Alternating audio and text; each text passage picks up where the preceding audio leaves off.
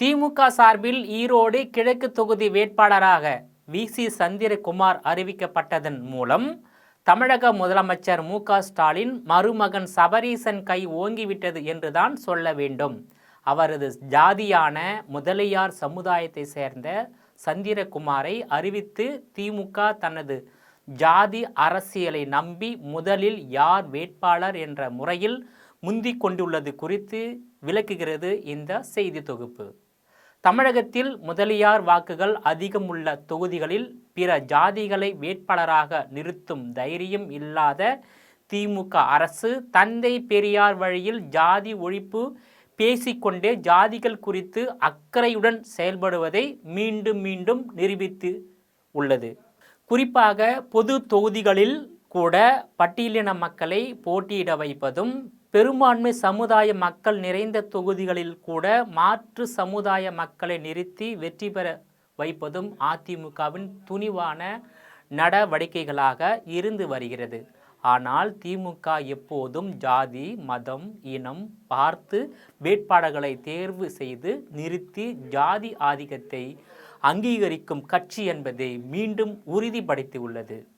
திமுக வேட்பாளர் வி.சி. சந்திரகுமார் முதலியார் சமுதாயத்தை சேர்ந்தவர் என்பதோடு கடந்த இடைத்தேர்தலில் இ.வி.கே.எஸ். இளங்கோவன் போட்டியிட்ட போது முதல்வர் மு.க.ஸ்டாலின் அவர்கள் தனது மருமகன் சபரீசனை அனுப்பி வைத்து முதலியார் அமைப்புகளிடம் பேசி ஆதரவு திரட்டியதாகவும் பேசப்படுகிறது. ஜாதி ஒழிப்பு பேசும் திமுக தந்தை பெரியார் பிறந்த மண்ணிலேயே ஜாதியை மட்டுமே முன்னிறுத்தும் அரசியலில் இருந்து மீள முடியாமல் வாக்கு அரசியலுக்கு மட்டுமே மக்களை பயன்படுத்துகிறது என்பதை திமுக மீண்டும் உறுதிப்படுத்திவிட்டது என்றுதான் சொல்ல வேண்டும். ஈரோடு கிழக்கு தொகுதி மக்களுக்கு 2021 நடைபெற்ற போது தேர்தலுக்கு பிறகு 4 ஆண்டுகளுக்குள் 3வது முறையாக வாக்களிக்கும் வாய்ப்பும் கிடைத்துவிட்டது.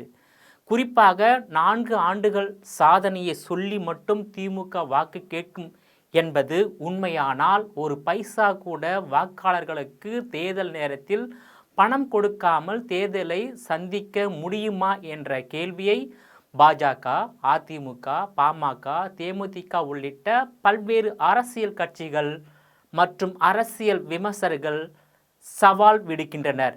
கடைசியாக நடைபெற்ற இடைத்தேர்தலில் 700 கோடியை அள்ளி வீசி காங்கிரஸ் வேட்பாளரை வெற்றி பெற செய்து திமுக ஆட்சிக்கு மக்கள் அளித்த அங்கீகாரம் என்று அள்ளி வீசினர். குறிப்பாக சந்திக்கும் அனைத்து தேர்தலிலும் கூட்டணி பலம், பணபலம், அதிகார பலம், அமைச்சர்கள் பலம் ஆகியவற்றின் மூலம்தான் வெற்றி பெறுகிறது.